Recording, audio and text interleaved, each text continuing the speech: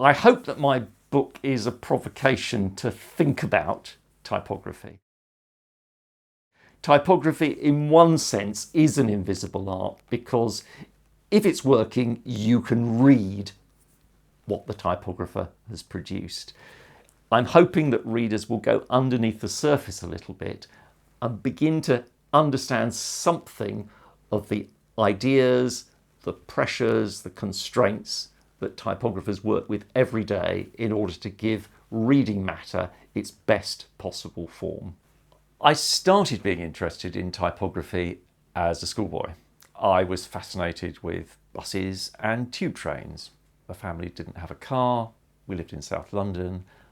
We travelled around by bus and by tube. I was fascinated by the lettering on buses and trains, the destination boards, the diagrams which showed all the stations, and those big indicators at the stations which told you which train was coming next.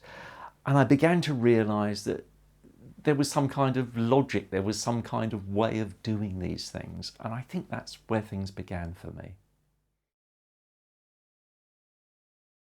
Every day brings a new challenge. You're never designing the same book or the same web page or the same document. Again, there's always something new about it. Maybe the audience has changed, maybe the message has changed, maybe the technology has changed, the device that you read it on may have changed. There's also this absolutely fascinating aspect where we now have to design not just for one medium, but for a multiplicity of mediums. If you're designing a newspaper, it has to work in print, it has to work on screen, it has to work on a mobile device.